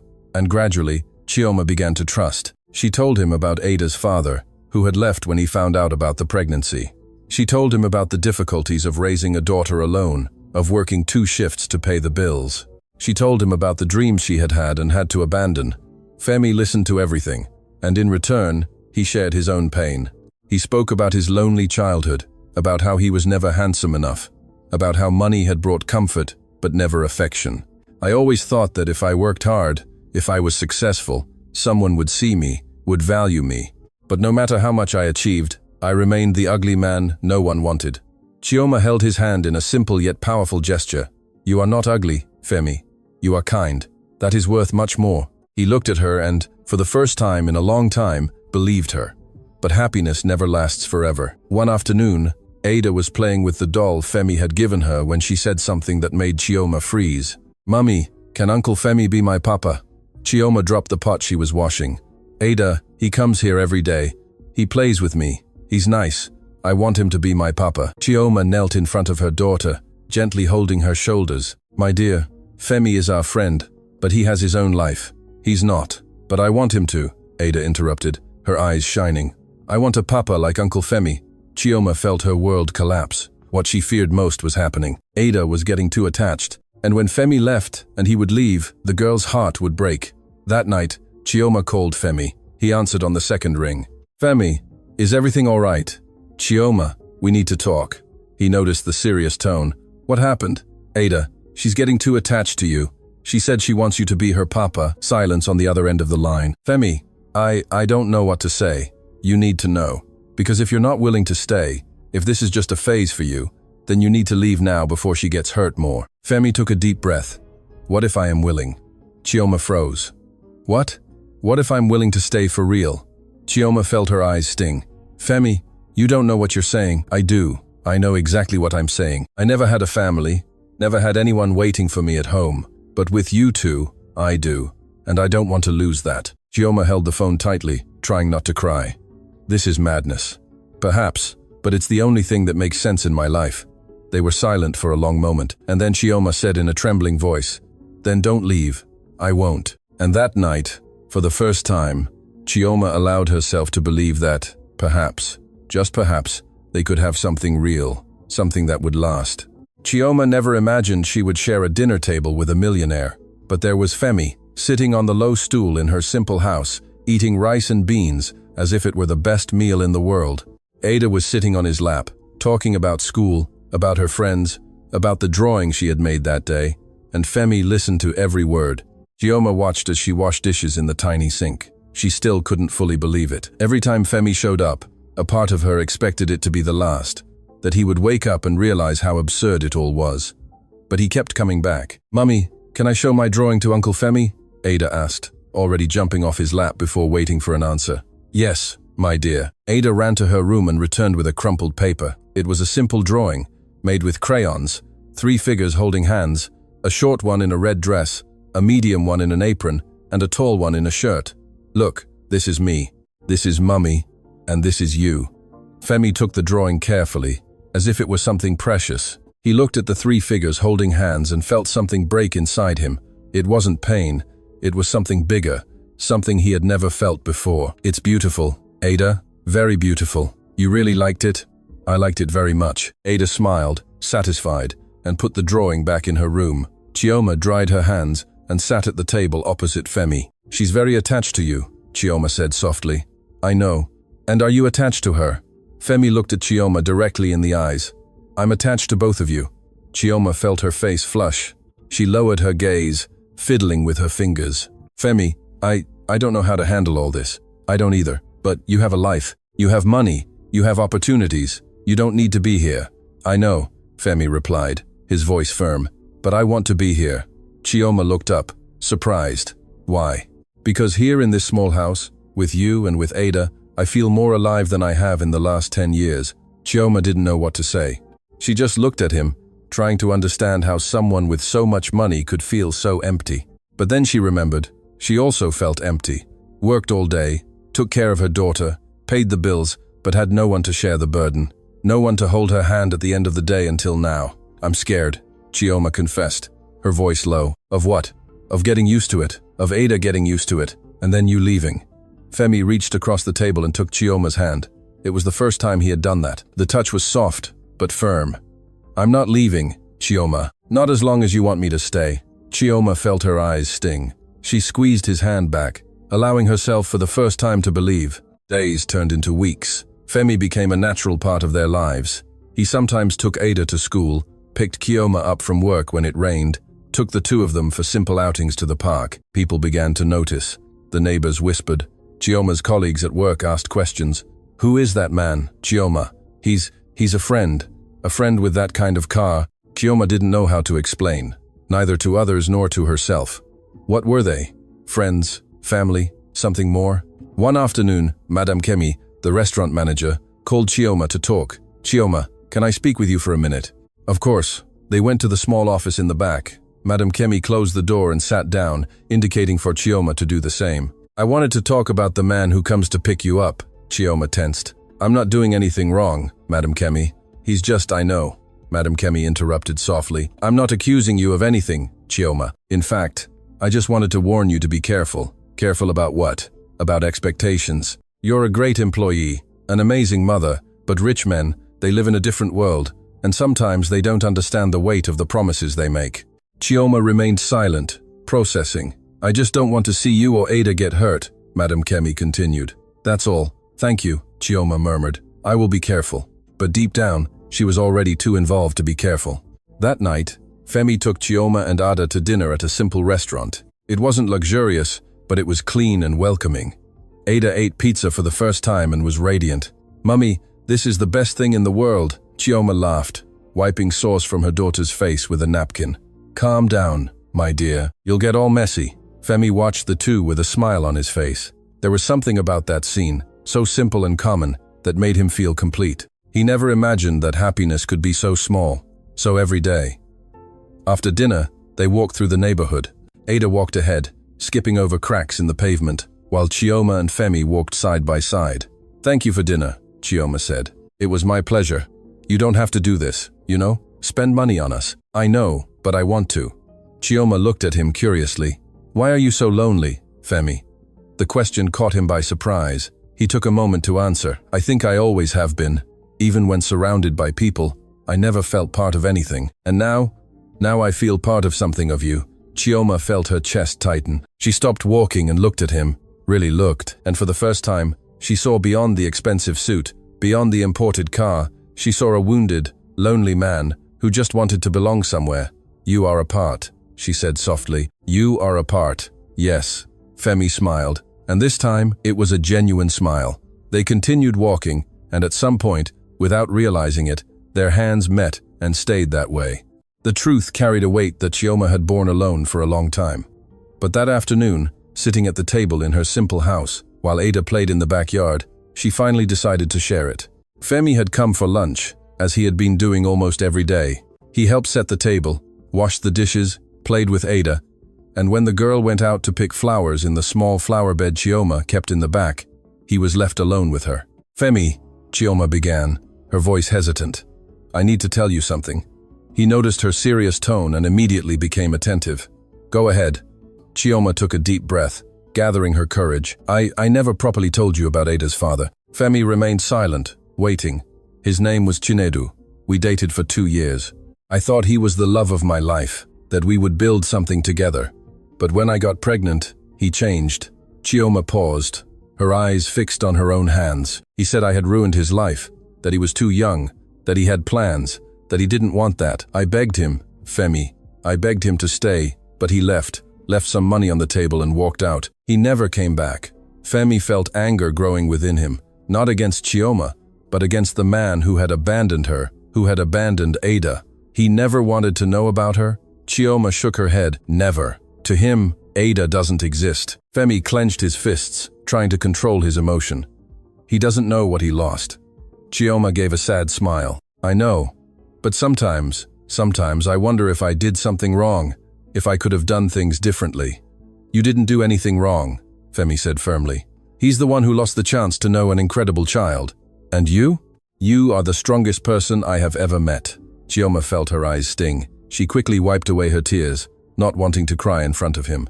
"I just wanted you to know." "Why?" "Because you are a part of her life now, and I don't want you to feel like you're filling someone else's shoes.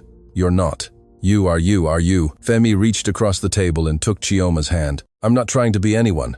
I just want to be here with you too." Chioma squeezed his hand back, allowing herself for the first time to believe that perhaps she finally didn't have to carry everything alone. Later, when Ada returned with an improvised bouquet of flowers she picked from the street, she handed half to Chioma and half to Femi. "One for you, Mummy, and one for you, Uncle Femi, because you two are important." Femi held the flowers carefully, and he knew at that instant that this was not fleeting, not a phase. It was real, but not everything was simple. Femi knew that sooner or later he would have to bring Chioma and Ada into his world, and he was scared. Scared that people would judge, scared that Chioma would feel out of place, scared that everything would fall apart, but he couldn't run forever.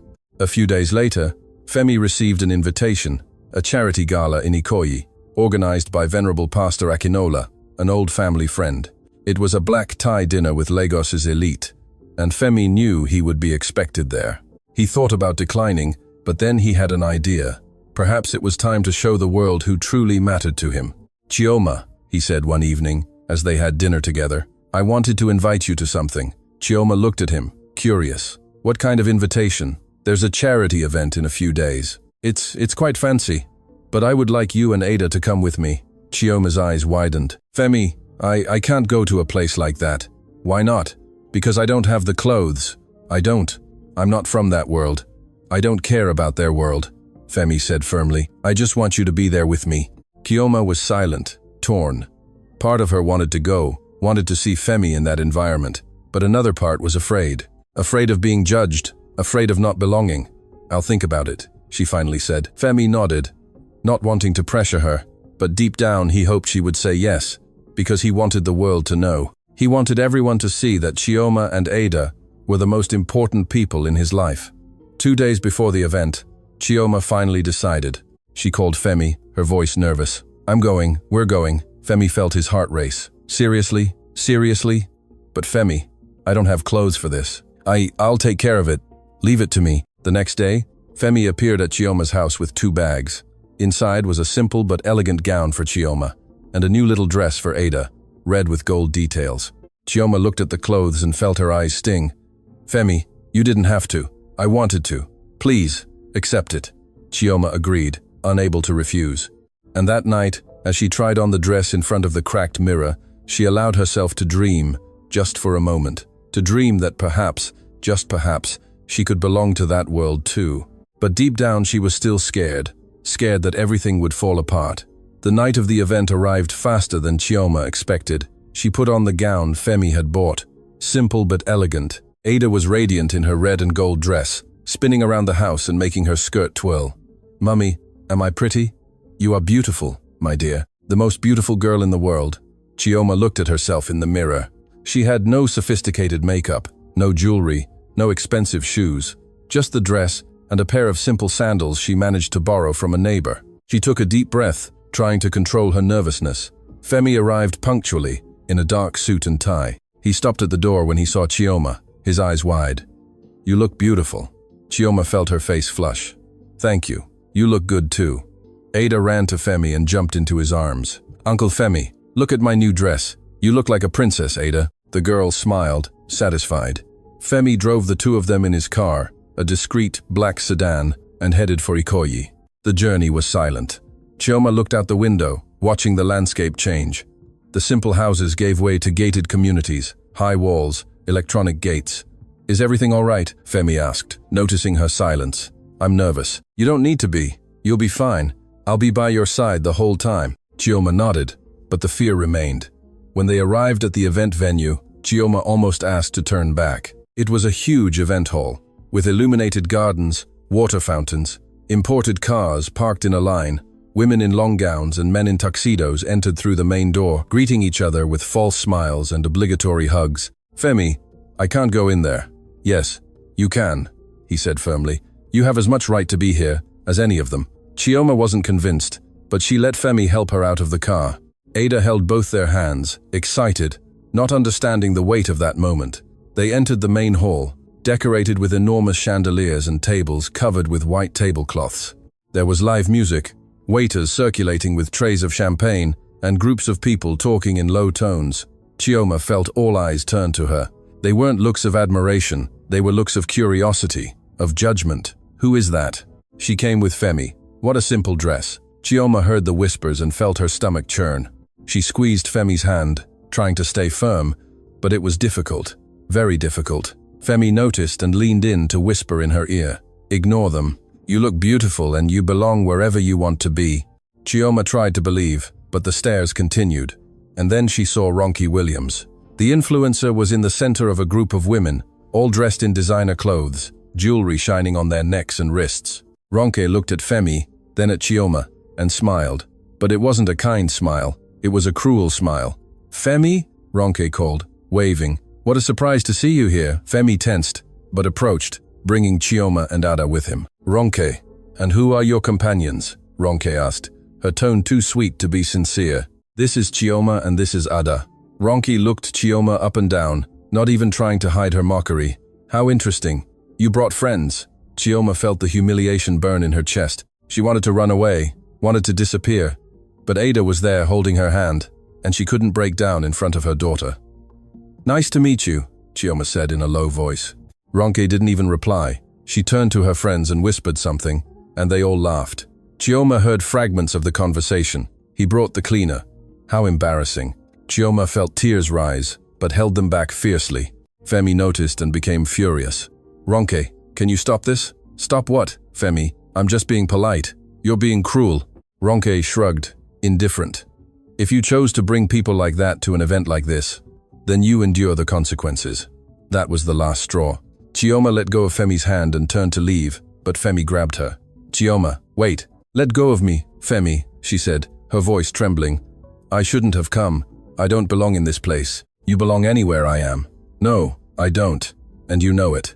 Chioma took Ada's hand and left the hall, ignoring the curious stares. Femi stood still, torn between following Chioma and confronting Ronke. But when he saw Chioma disappearing through the door, he knew. He knew he had made the wrong choice in bringing them there. He ran after them, leaving Ronke and the group behind. But when he reached the parking lot, Chioma was already getting into a rideshare with Ada. "Chioma, wait!" She looked at him through the window, her eyes red with tears. "I can't do this, Femi. I can't be part of this world. And you shouldn't be in mine." The rideshare sped off before he could respond. Femi stood there alone in the parking lot, feeling the weight of the loss. He had everything: money, success, opportunities, but at that moment, he had lost the only thing that truly mattered. Femi didn't sleep that night. He sat on the apartment balcony, looking at the illuminated city, trying to understand where he had gone wrong. He wanted to show the world that Chioma and Ada were important, but he ended up exposing them to the cruelty of that world. "I was an idiot," he murmured to himself. His phone rang several times, Messages from people at the event asking who that woman was, making malicious comments. Femi ignored them all. None of that mattered. Only Chioma and Ada mattered. The next morning, he made a decision. He wasn't giving up. He wasn't going to let pride or fear prevent him from fighting for what truly mattered. He got in his car and drove to the community where Chioma lived. The sun was rising, the street still empty. He parked far away and walked through the narrow alleys until he reached her house. He knocked on the door, his heart racing. No one answered. He knocked again. Chioma, please, open the door. Silence. He leaned his forehead against the door, taking a deep breath. I know I messed everything up. I know, but please, give me a chance to explain. Still, nothing. Femi was about to give up when he heard footsteps on the other side. The door opened slowly, and Chioma appeared. Her eyes were red. She looked tired, wearing the same clothes as the day before. What do you want, Femi? I want to apologize. You already apologized? No, not properly. Chioma, I was a coward. Chioma crossed her arms, her expression hard. You took me to that place, knowing I wouldn't fit in, knowing people would judge me, and you let them. I know, and I hate myself for it. But, Chioma, I didn't know it would be like that. I thought if they saw how special you are, they would understand. Understand what, Femi? That you're with a poor cleaner, with a woman who has no education, no money, who has nothing. You have everything, Femi shouted, surprising himself. You have more than any of those women. You have courage, strength, love. And I'm an idiot for not defending you.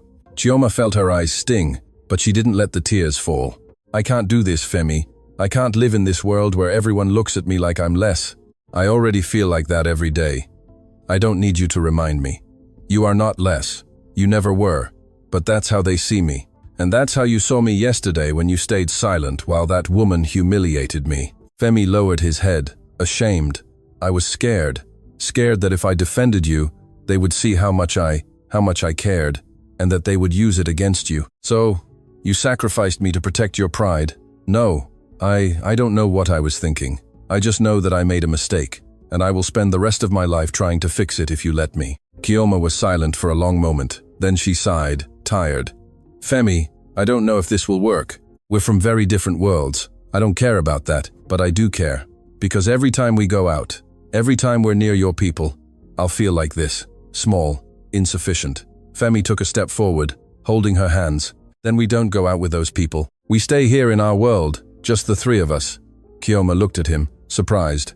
Are you serious? Completely. I don't need that world. I only need you and Ada. Chioma felt the tears finally fall. She tried to pull her hands away, but Femi held them tighter. Please, Chioma, give me one more chance.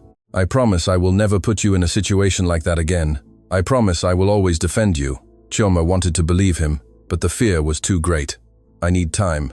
Femi nodded, understanding. As much time as you need, I will be here waiting. He released her hands and took a step back, but before leaving, he took something from his pocket. It was Ada's drawing, the three figures holding hands. She gave me this, and I want it to be real, Chioma. I want to be part of this family, if you let me. Chioma took the drawing, her hands trembling. She looked at the three figures and felt her chest tighten. That was all she had ever wanted. A family, someone to share the burden, someone to be by her side. But could she trust him? Femi turned to leave, but Chioma called out to him. Femi. He stopped and looked back. Stay. Just stay today with us. Femi felt his heart race. He nodded, unable to speak. And at that moment, he knew there was still hope. Ada woke up shortly after and was radiant to see Femi. Uncle Femi, you're back. He hugged her tightly, as if it were the last time. I will always come back, Ada. Always.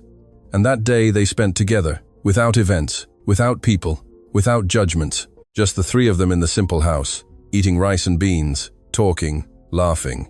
And for the first time in days, Chioma allowed herself to believe that perhaps, just perhaps, it could work. Christmas was coming again. An entire year had passed since that first night at the Oasis Lounge restaurant. Since Ada tugged at Femi's sleeve and asked why he was sad, many things had changed, but some things remained the same. Chioma still worked at the restaurant, still lived in the same simple house, still struggled every day to pay the bills, but now she was not alone. Femi had become part of their routine. He hadn't left as Chioma feared. He hadn't gotten tired as she expected. He stayed every day, through every difficult moment, through every small joy. He took Ada to school, helped Kioma with her shopping, sat on the floor of the house and played with dolls for hours. And gradually he stopped being Uncle Femi. He became family. On Christmas morning, Femi arrived early. He brought a bag with ingredients for lunch and a small wrapped gift for Ada. Chioma was in the kitchen preparing the gari when he entered. "Good morning," he said, smiling. "Good morning. You're early." "I didn't want to miss a minute." Chioma smiled. Her heart warmed. Femi approached and kissed her forehead. A simple gesture, but full of meaning. They still hadn't put a name to what they felt for each other, but they didn't need to. It was real, and that was enough. Ada woke up and ran to the living room, still in her pajamas. "Merry Christmas. Merry Christmas, Princess," Femi replied, hugging her. They spent the morning together, cooking, setting the table, decorating the house with the few things they had. There was no Christmas tree, no expensive gifts, but there was love, and that was more than enough. At lunchtime, the three sat at the table. Kioma served the rice, beans, meat, and gari. Femi filled the glasses with soft drinks and toasted. "To the three of us! To the three of us!" Chioma repeated, smiling. Ada clinked her little plastic cup against theirs and laughed. "We're a family now, right?" Kioma and Femi exchanged glances. And then Femi replied, his voice emotional. "Yes, Ada, we are a family." After lunch, Femi gave Ada her present. It was a storybook with colorful illustrations. The girl was radiant. "Thank you, Uncle Femi. You can call me Papa if you want." Ada looked at him, her eyes wide. Then she looked at Chioma, as if asking for permission. Chioma felt her eyes sting, but nodded. "You can, my dear, if you want to." Ada didn't hesitate. She jumped into Femi's lap and hugged him tightly. "Papa, my papa." Femi held the girl, tears finally falling. He had waited his entire life to hear that word, and now, finally, he had. Chioma watched, crying too. What began as an impossible encounter on a night of rejection and loneliness had turned into something real, something beautiful. Femi reached out for Chioma, and she moved closer. He pulled her into the embrace, and the three stayed there together, as they always should have been. "I love you," Femi whispered in Chioma's ear. She felt her heart race. It was the first time he had said that. "I love you too." They kissed softly and slowly, while Ada laughed and clapped her hands. Now, they were a real family, not a perfect family, not a family without problems, but a real family, built on kindness, on choices, on true love. That afternoon they went for a walk through the neighborhood. Femi held Ada's hand on one side and Chioma's on the other. People looked on curiously, but he no longer cared. It didn't matter what others thought, only what he had there at that moment. When the sun began to set, they returned home, sat on the living room floor, eating cake and talking about the future. "Next year, I want Ada to have her own room," Femi said. Chioma looked at him, surprised. "Femi, we don't have the money for. I do, and I want to do this for her, for both of you." Chioma was silent for a moment, then agreed. "Thank you for everything. You don't need to thank me. You two gave me something I never had. You gave me a home, a place where I belong." Chioma held his hand, squeezing it tightly. "You will always belong here," Femi smiled, his heart finally at peace. He had spent so long seeking acceptance, seeking love, seeking a place in the world, and in the end, he found it all in the most unlikely place, in a humble cleaner and her 3-year-old daughter, who saw him not for what he had, but for who he was. And that Christmas, a year after that first lonely night, Femi Adekola finally understood. True love did not come from beauty, did not come from money, did not come from status. It came from choice, from presence, from wanting to stay even when it was difficult, and he had chosen to stay forever. So, what did you think of the story? Leave your opinion in the comments. We love to know what you think. Don't forget to like the video to support us and subscribe to the channel. See you next time.